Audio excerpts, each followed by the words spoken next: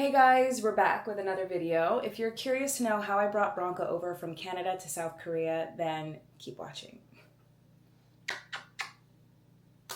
In this video, I'll be talking about a few things. One will be the documents that I needed to bring Bronco over. Two, what the process was like departing Canada and arriving at the airport in South Korea. And three, the things that I brought with me to make our transition a little bit easier. Right off the bat, you want to make sure that your pet is microchipped. And not only are they microchipped, but they are microchipped with an ISO 11784/11785 compliant microchip.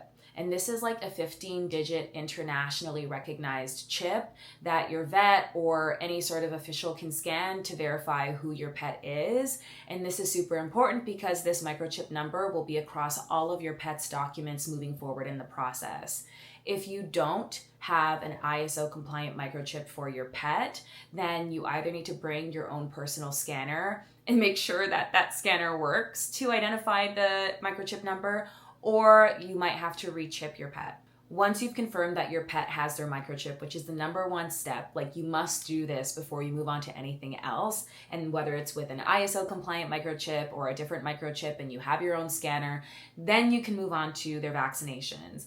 And the only vaccination that South Korea cares about is their rabies vaccination. If your dog is over 90 days old, then it will need a rabies vaccination unless you and your dog are from one of the designated rabies-free countries, and you can find that list on the Korean Animal and Plant Quarantine Agency website. I can put it down in the description box below, but check that list. I believe it gets updated, so if you're from that country, then I believe this doesn't apply to you. Their rabies vaccination is only valid if it is done after the microchip. If the rabies vaccination was done before the microchip, then you're gonna have to redo it. At the time of import into the country, the rabies vaccination has to be at least 30 days old, but I think it's okay if you have a 1-year vaccination or one that was done 2 years ago. As long as it's current and you have documentation for it with the microchip number on it, then you're good to go. Trying to make sure that Bronco's rabies vaccination certificate was done correctly was honestly so exhausting because there are so many things that you could potentially miss, and then when you're trying to enter the country, it would work against you and potentially result in their quarantine.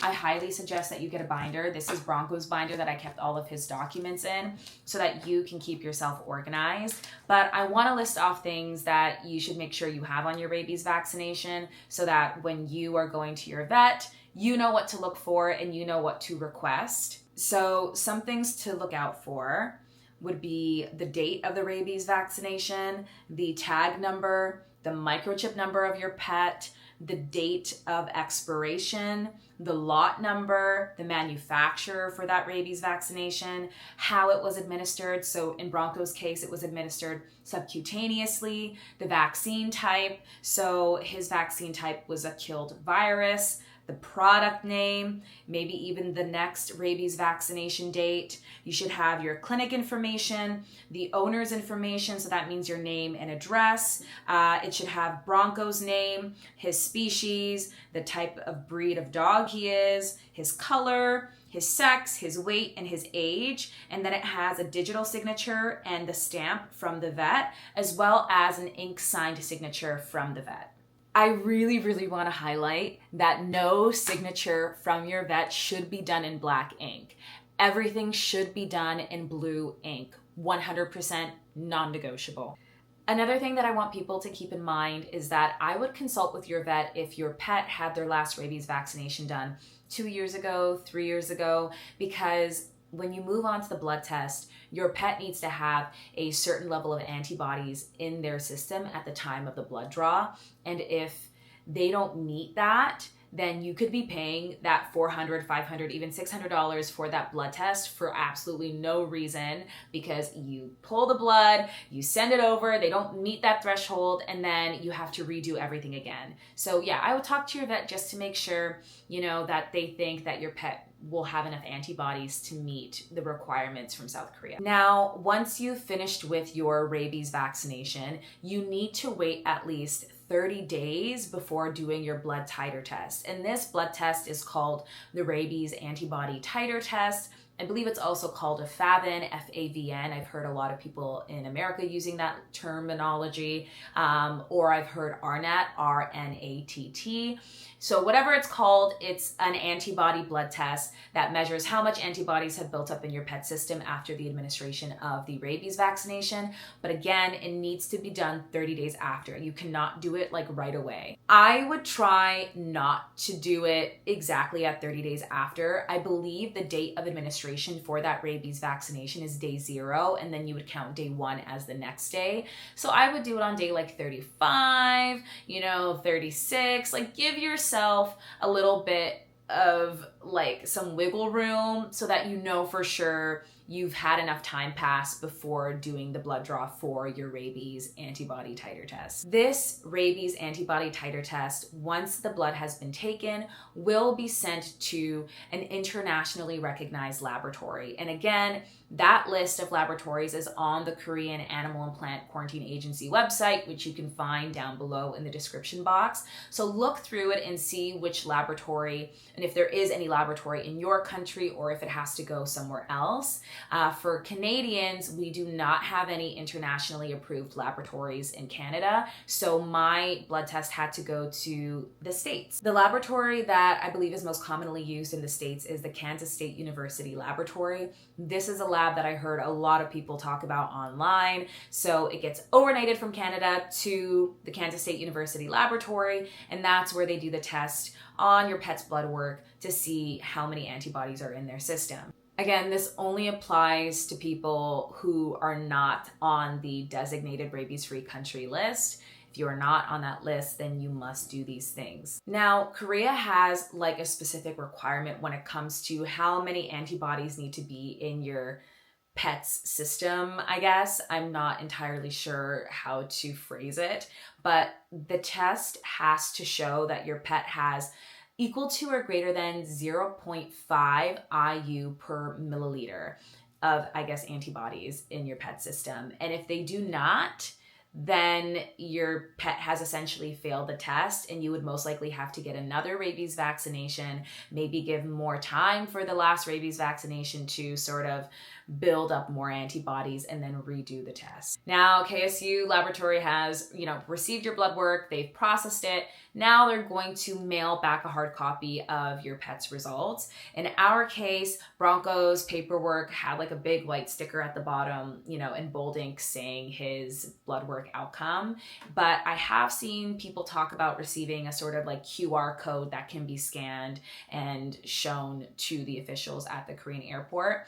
I would just scan the QR code or make sure you have data or somehow print off a PDF of that QR code scan in case there are any issues when you get to the airport. I really want to highlight that it is important to have all the originals of your documents from the rabies vaccination to the blood test. You need the originals. Photocopies will not work, okay? What I would do is I would get my originals and then I photocopied everything that I had just, so I could have extra documents on hand, but keep the originals for the love of God. Make sure you have them somewhere safe. Honestly, once you have your rabies vaccination certificate and you have your titer test results, original hard copies of both, then the only thing you need is the export health certificate that you need to get at least 10 days before you depart your home country. I found my export health certificate on the Canadian government website. I believe they have in the CFIA section, which is our Canadian Food Inspection Agency, which is sort of like our governing body for food, animal, plant health supply. I don't know. So I went to that section. I looked for like the export animals and then dogs and then South Korea. And then that's where I found it. And it was like one page, maybe a page and a half. Then, because I'm Canadian, I have to take this export health certificate and book an appointment at a CFIA office. So I found one that was nearest to me, and then I called ahead of time to book an appointment, and the appointment was like 10 minutes. I went in with the certificate. I gave them the original documents of my rabies vaccine certificates, the original document of the blood titer test, and they just stamped, signed it, and that was it. I think In the States, you do not need to go to a separate office. In Canada, we don't have, I believe, like an equivalent to a USDA certified vet. So because we don't have that, we need to take these documents to another location to get them endorsed. And our governing body to endorse these documents is the CFIA. So I would just check to see what the equivalent is in your country. Most likely this export document is on your country's website, so government website. So I would just take a look. Korea doesn't need you to notify them ahead of time that you're bringing your dog. I think for Japan, you need to do that, but for Korea, that was not the case. I think the only time you need to notify Korea if you're bringing your dog over ahead of time is if you're coming with like 10 dogs or something crazy like that. And then documentation wise, that's it. You can ask your vet to print out, your dog's vaccination history. You can ask your vet to give you, your dog's medical history if they do have any sort of conditions that are concerning or anything of the sort. But overall, those are the 3 things you need: rabies vaccination certificate, titer test results, and the export health certificate done 10 days before departure. Now, getting all of these documents together did take me about 4 months to do. I'm glad I gave myself 4 months. So I would start planning and gathering information the moment you know you're trying to come to South Korea with your pet. A big help for me was the Flying Pets Korea Facebook group. Oh my gosh, that group was like godsend. Like, I don't think I could have understood my situation as much as I did if I didn't join that group. So I would highly suggest everyone go check that group out. I'll insert a picture here of like what the crate looked like. I did buy a Sky Kennel and I just found a used one off of Facebook Marketplace. I would check Facebook Marketplace in your area first before buying it brand new because they are so expensive.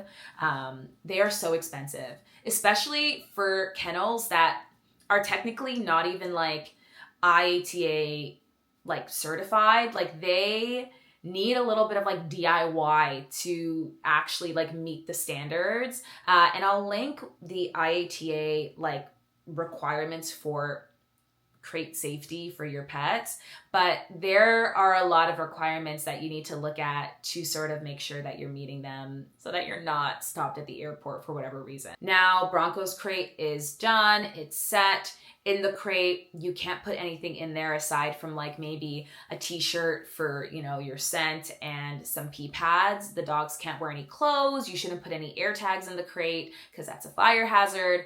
Like, it's pretty bare bones. And as well, they need to have a food and water bowl as well as access to water on the outside of the crate. So for whatever reason, if there's any delays, they're gonna fill that up with water and your pet can have some sustenance. Now I'll talk about what it was like at the airport. So Bronco and I got to the airport 4 hours in advance of our flight. I'm glad that I did because by the time I got through security, I had like an hour and a half to chill at the gate. But we got to the front desk and we had to go to the check-in desk. We couldn't use obviously like a kiosk.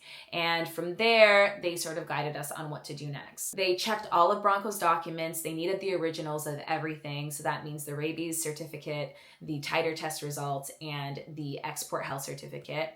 Once they checked all the documents, they checked me in, they took my bags, they took my personal item. I was overweight by a significant amount. You can't blame me. I'm a mom. I'm bringing everything that I need for me and my child. So they checked in some of my stuff for free. Love you, Korean Air. And then they took me and Bronco over to a separate area. In that separate area, they brought their own zip ties, their own stickers for Bronco's crate. They gave me a sticker so I knew the crate number for Bronco. They zip tied the doors. They made sure that the zip ties I had in place were, all good. And then they took my son. When I got onto the plane, I did ask the flight attendants if they could tell me that Bronco has been put onto the plane. I had to ask them like a few times, but they were able to confirm that he was down there and he was all good. So yeah, I would try to do that because my dog's trainer did tell me that one time he was traveling with his dog and they did not put him on the plane. And so he arrived in his country and his dog was still in Canada. So once I got to South Korea, I obviously went through customs, went down to the baggage area, picked up my things, and then I honestly didn't know where to go to get Bronco. So I asked someone at the airport who was there by baggage claim, and they directed me to like a baggage claim gate that was like 2 or 3 down from mine. And there Bronco was waiting with some other pets and some handlers. And then they told me to go to the animal quarantine area, which is all the way at the end of the baggage claim area. In the baggage claim area, I was not allowed to touch Bronco's crate or take him out myself. They're the ones who snipped the zip ties and took him out. They scanned his microchip, verified the number on the microchip, verified the number on his documents, made sure everything matched up. And then they gave me like a little piece of paper to say that I'm all good to go. And that was it. It honestly didn't take very long. I would say it took maybe 10, 15 minutes total to get through the animal quarantine area in South Korea. They just wanted to make sure his documents were correct and that his microchip was scannable. The biggest thing that I would recommend if you're moving to South Korea is to bring a carrier for your dog, because I still have not found any stores in person yet that sell carriers. I brought 2 carriers. I used one actually for my personal item, and then the other one I collapsed and put it into one of our suitcases. But he has a backpack carrier, and then I have a tote carrier, both of which that can zip up and have their head covered. These are super important if you want to take any form of public transportation or even going into certain stores, because like here, it's just not a thing. Like they need to be in an enclosed carrier to ride the subway or the bus. I will say overall, I'm quite impressed with how like friendly it's been with dogs. People love Bronco, but it is a little bit inconvenient to have to carry a carrier with me everywhere I go with him, because like it doesn't go with the outfit. Like it kind of ruins the vibe a little bit. Other than that, I don't have any complaints. I think the one last thing that I would suggest is if you're moving here, make sure your dog is on like a kibble or wet food that they sell in this country, because if they don't sell your dog's food here, I think coming here and then having to transition them to a new diet is just gonna add a lot more stress. Thankfully, Bronco is on a Hills diet, so they have Hills here. I haven't seen, they do have like a selection. Maybe you might be able to find your food online somehow. But yeah, I would just do a little bit more research, check coupon in your country and see what South Korea has to offer, and just make sure that it's here so that your dog isn't uncomfortable. And if they're on a sort of like prescription diet, again, make sure that they have that here so that you're not encountering issues when you're trying to settle in. And that's that. I have really nothing more to say. If I missed anything, I will include it in the description box below. If you have more questions and you want to know what life is like here, I will talk more about it. Overall, I have nothing more to say. South Korea has pleasantly surprised me in the way that they've treated Bronco, and I am excited to see what summer will be like with him here. I feel like I'll have more opportunity to enjoy outdoor spaces with him when the weather is warmer and a little bit more dog friendly. Overall, though, we've been doing well. And don't forget to like, comment, and subscribe, and join our journey of self-discovery in South Korea. Okay, bye. I'll see you guys in the next one.